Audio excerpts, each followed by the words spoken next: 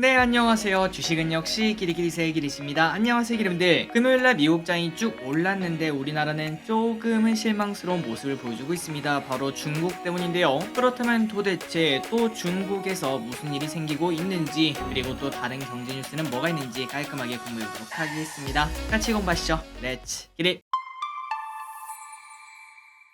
첫 번째 소식입니다. 아마도 많은 분들 궁금해하실 것 같습니다. 지난주 금요일날 갑자기 왜 연준이 속도 조절을 하니 많이 이런 얘기가 나온 걸까요? 여러분들이 아시다시피 지난주 금요일 월스트리트저널에서는 이제는 조절이 가능하다 이러한 발언을 했었고, 그리고 실제로 샌프란시스코 여는 총재도 속도 조절 이야기를 한 걸 확인할 수 있습니다. 그래서 증시가 올라서 좋긴 한데 근데 갑자기 왜 이럴까? 라는 의문점 당연히 들게 했죠. 그래서 지금 기분들께 한번 여쭤보면은 아마 이렇게 대답하실 것 같습니다. 아니 기리, 그러면은 인플레가 많이 잡혀서 이제는 좀 조절한다 이런 뜻 아닐까? 그리고 또는 아니야, 아직까지 CPI 보니까 이거 잡히려면 꽤 걸리겠더만. 그런데 그 와중에 이렇게 속도 조절하는 거는 경기 침체 걱정 때문에, 그러니까 지금 상황이 우리 생각보다 더 나쁘기 때문에 어쩔 수 없이 속도 조절을 하는 거다, 이러한 생각도 충분히 말할 수 있습니다. 그런데 그 와중에 조금 더 큰 이유가 뭔가 봤더니 일단 방금 전에 말씀드린 그 부분도 당연히 있을 거고요. 바로 영국의 상황이 메롱이라서 그렇다고 합니다. 우리랑은 좀 멀고 그 다음에 우리는 미국 중심 아니겠습니까? 그래서 사실 중요도가 조금 떨어지는 것처럼 느껴지긴 하는데, 하지만 이 영국에서 만약에 무슨 일이 생긴다면은 단순 침체와는 상황이 아예 다르다고 합니다. 그러니까 이때까지 연준은 경기 침체가 설사 오더라도 인플레를 잡는 게 먼저다 이렇게 강경하게 말했죠. 그리고 그 이유는 실제로 경기 침체가 오더라도 충분히 극복 가능한 그러한 문제라고 합니다. 살짝 열 났다가 금방 낫는 그런 감기 같은 거라고 볼 수 있겠죠. 물론 그때 되면 좀 상황이 나쁘겠지만요. 하지만 만약에 영국이 터진다면은 이러한 단순 침체랑은 다르게 말 그대로 위기란 단어가 또 나올 수도 있고, 그때는 경기 침체는 물론 진짜 엄청난 구조적인 문제까지 발생할 수 있기 때문에 지금 연준이 부랴부랴 이제 좀 바뀌지 않겠냐, 속도 조절하지 않겠냐 이런 얘기가 나온다고 합니다. 그래서 우리는 첫 번째 이유였으면 좋겠다라는 생각을 좀 하겠죠. 인플레가 그냥 잡히면서 자연스럽게 금리 상승이 멈추면은 지금부터는 조금 걱정을 덜어도 되겠다 이렇게 볼 수 있는데, 그런데 영국이 나빠서 멈춘다고 하니까 아직까지 인플레 걱정은 그대로 있고, 그 다음에 경기 침체 걱정도 있고, 그리고 영국에서 이상한 일이 생길 수 있는 그러한 걱정도 뭐 하나 해결되지 않고 동시에 존재하는 거기 때문에 앞으로 또 이런 것들이 증시 변동성을 키울 수도 있겠죠. 그래서 이제 FOMC를 앞두고 논의를 시작할 수 있다 이렇게 지난주 금요일날 말을 했는데, 과연 앞으로 증시는 어떻게 흘러갈지, 그리고 어떻게 반응할지, 실제로 FOMC에서 여기에 관련된 이야기가 나올지 그 부분을 관심 있게 봐야 될 것 같습니다.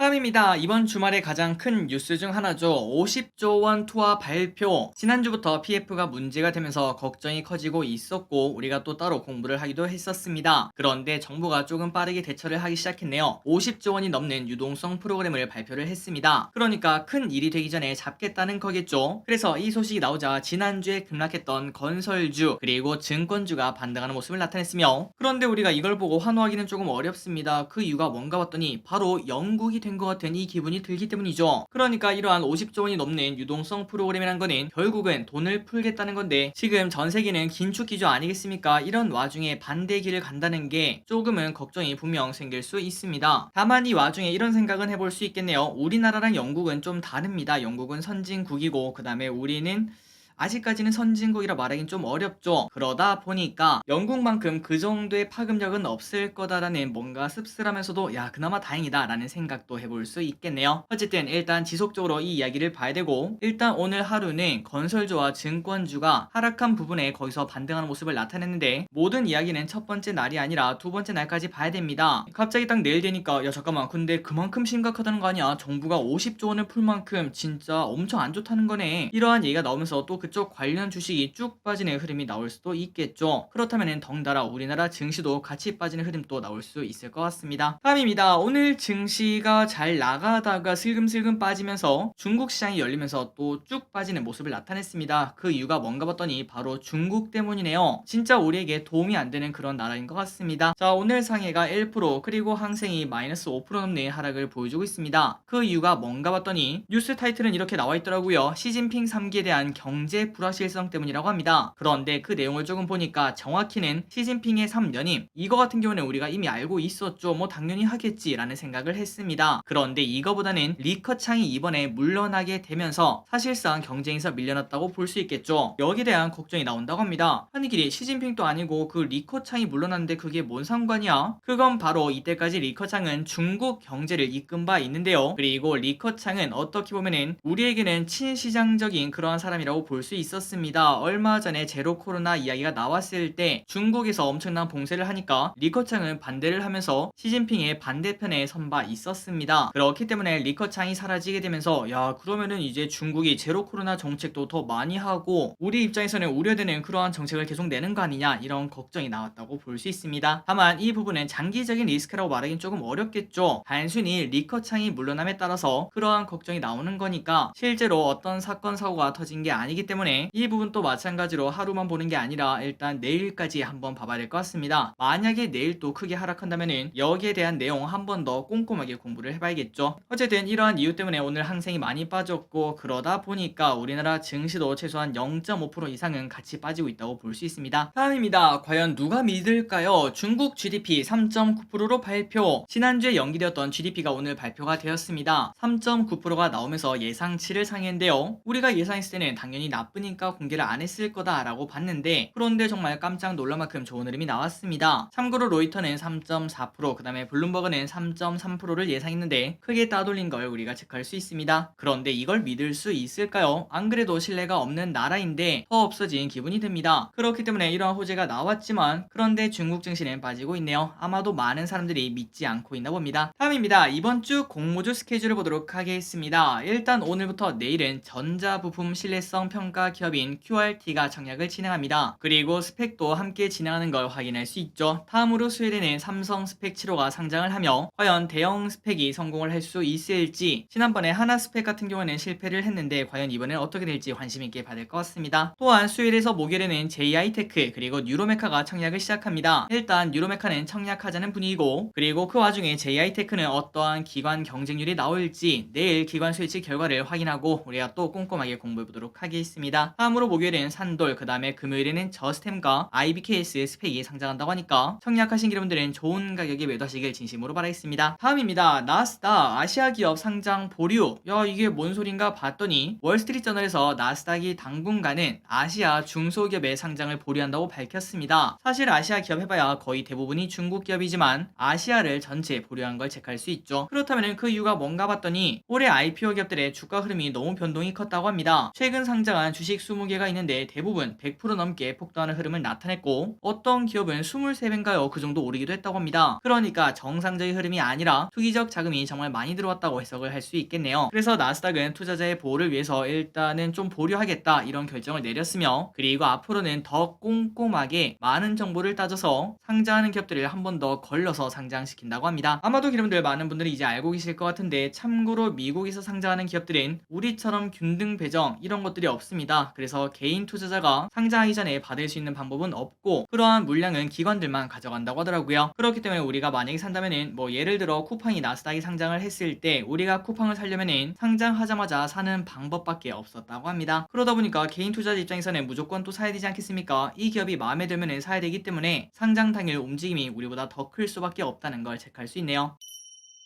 다음입니다. 이 소식도 중요하겠죠. 코오롱 티슈진 상장 폐지. 신라젠이 그랬던 것처럼 코오롱 티슈진도 오늘 상장 폐지 여부가 결정이 됩니다. 만약에 또 거래 제의가 된다면은 상한가에도 직행하는 그러한 흐름을 나타낼 수도 있겠죠. 그리고 코오롱 티슈진 왼쪽의 차트를 보시다시피 어느덧 3년이나 정지가 되어 있었는데 과연 복귀에 성공할 수 있을지 그리고 6만 명의 주주가 그나마 다행이다 라고 외칠 수 있을지 오늘 오후 아마도 이 뉴스가 올라갔을 때는 결정이 났겠죠. 관심 있으시다면 뉴스 한번 확인해 보시면 될 것 같습니다. 아마도 속보로 될 것 같네요. 그리고 참고로 이 친구의 정지 이유는 골관절염 치료액인 인보사 성분 논란 때문이었습니다. 그래서 상장 적격성 실질심사 대상에 올랐었고 그리고 항상 나오는 단골 손님이죠. 횡령 배임 이런 것도 정도 터졌던 걸로 기억하고 있습니다. 다음입니다. 네옴시티가 핫합니다. 오늘 네옴시티 관련주가 좋은 흐름을 나타내고 있고, 그리고 그 와중에 시멘트 업계가 급등했는데요. 특히 성신양해가 네옴시티 건설 사업 참여 준비를 한다, 이런 소식이 상한가에 도착을 했다고 합니다. 그런데 우리가 지금 딱 보니까 이거 네옴시티에 뭐 수주를 한 게 아니라 거기에 참여할 수 있다, 이러한 기대감 때문에 주가가 올랐다는 거겠죠. 마치 코시국 때 우리도 코로나 치료제 만들겠습니다 라는 이야기를 딱 하면은 상한가를 치는 그러한 현상이랑 비슷한 걸 볼 수 있습니다. 참고로 성신양해가 이렇게 또 강한 이유가 뭔가 봤더니 또 유일하게 해외에 레미콘 공장을 운영하고 있다고 합니다. 그러다 보니까 다른 기업은 몰라도 이 친구는 수혜를 볼 수도 있지 않겠니? 라는 이야기가 나오는 걸 볼 수 있죠. 어쨌든 네옴시티 관련주가 오늘 또 핫한 흐름을 나타내고 있고, 그리고 실제로도 수주 기대감이 있을 것 같은데요. 과연 앞으로 어떻게 흘러갈지, 그리고 우리나라가 진짜로 수주를 크게 따낼 수 있을지 지속적으로 관심 있게 봐야 될 것 같습니다. 다음입니다. 일론 머스크 테슬라 주식 또 판다. 그 이유는 바로 트위터 인수 자금을 마련하기 위함이라고 한대요. 그리고 그 물량은 무려 14조 원이나 팔 예상을 한다고 합니다. 또한 기한은 얼마 남지 않았습니다. 그 이유는 델라웨어주 법원의 명령에 따라 28일까지 인수 절차를 마무리를 해야 되는데, 그때까지 돈을 구하지 못한다면 이렇게 주식을 매도해서 그 자금을 메워야겠죠. 그나저나 예전에도 테슬라는 이미 21조 원을 매각한 바 있었습니다. 그때도 트위터를 인수하기 위함이다 이렇게 말하며 매도를 했었는데, 이번에도 매각하는 이유가 뭔가 봤더니 바로 요즘 시장 분위기가 뒤숭숭해서 월가 은행들이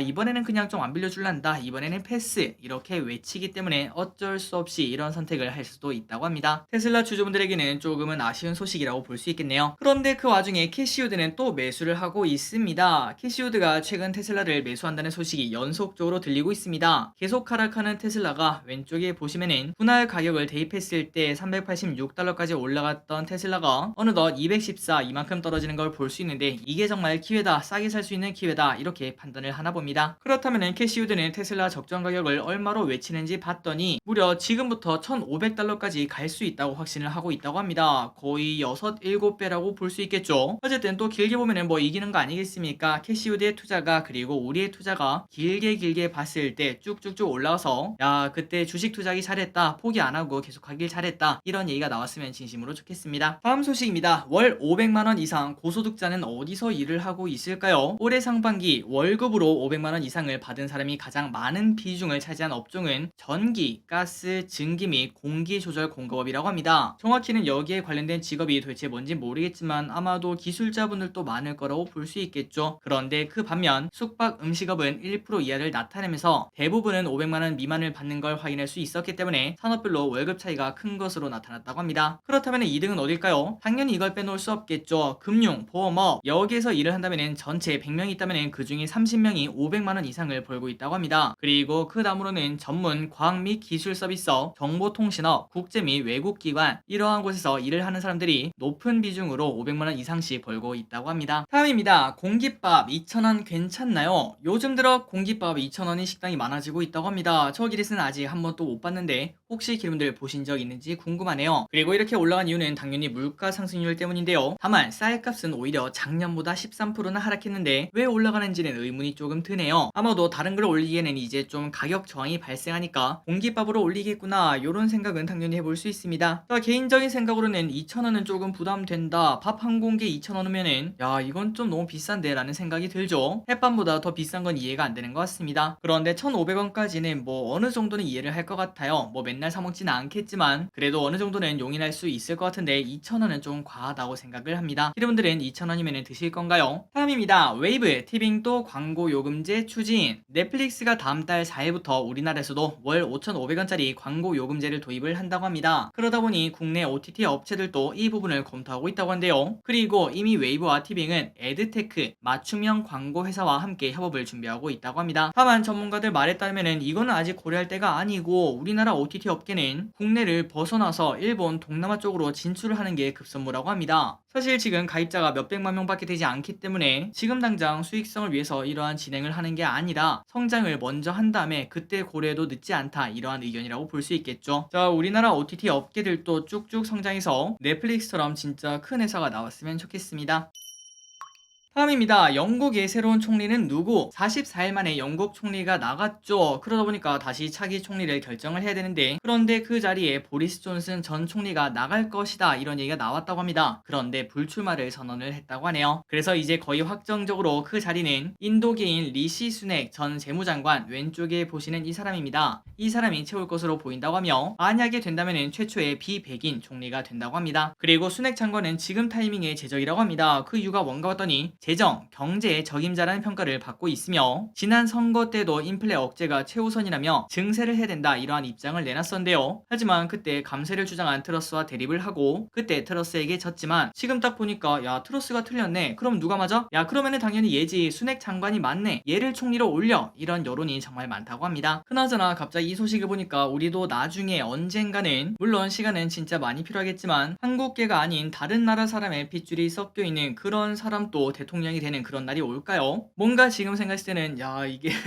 우리나라에서 가능할까 이런 생각이 드는데, 하지만 가면 갈수록 다문화 가정도 더 많아질 거고 외국인 또 우리나라에서 더 많이 사는 그런 상황이 또 펼쳐질 수 있겠죠. 그때가 되면 그런 경우도 생길 것 같습니다. 다음입니다. 화이자 백신 가격 올려. 이제는 많이 안 팔리는 게 당연한 백신이죠. 요즘 백신을 찾아서 맞으시는 분은 아마도 없으실 것 같습니다. 그러다 보니까 화이자에서 백신 가격을 인상한다고 하는데요. 지금은 $30 정도인데 $100 이상으로 올린다고 하니까 무려 4배 정도 인상할 예정이라고 합니다. 그렇기 때문에 여기에 대한 기대감이 당연히 나올 수 있습니다. 그래서 백신 관련주가 급등하고 있으며 수익성이 좋아지니까 당연히 환호한다고 볼 수 있겠죠. 그리고 우리나라에서는 SK바사가 최근 들어 그냥 쭉쭉쭉 하락하고 있었는데, 그 와중에 오늘 5.7%나 상승하는 등 스카이코비온 또 가격 올리는 거 아니냐, 이런 기대감이 나오는 것 같습니다. 마지막 뉴스입니다. 실내 마스크 일단 겨울은 하자. 코로나 특별 대응 단장 겸 국가감염병 위기 대응 자문위원장이 아직은 실내 마스크를 해제할 때가 아니다 이렇게 밝혔습니다. 그 이유는 독감 그리고 코로나가 함께 오는 겨울을 눈앞에 두고 있기 때문에 일단 이번 겨울은 지나자, 이러한 의견이라고 볼 수 있겠죠. 저끼리 또 이 부분은 충분히 동의를 합니다. 사실 최근에 마스크 의무도 예전처럼 엄청나게 심각하게 지켜지는 분위기도 아니기 때문에 우리가 느끼는 불편은 크게 많이 있지는 않을 것 같고, 그리고 중요한 거는 마스크가 분명 효과가 있기 때문이죠. 또한 코로나를 떠나서 특히 겨울철에는 마스크만 껴도 단순 감기 등 잔병 치레가 확실히 사라지는 게 느껴집니다. 자 여러분들, 아직까지 코로나 여전히 존재하고 있습니다. 항상 코로나 조심하시기 바랍니다. 걸리면 진짜 아파요. 오늘의 공부 여기까지 끝났습니다. 항상 이렇게 같이 공부해서 진심으로 감사합니다. 이번 주 증시 쭉쭉쭉 상승하기를 진심으로 바랍니다. 지금까지 기리셨습니다. 빠이요.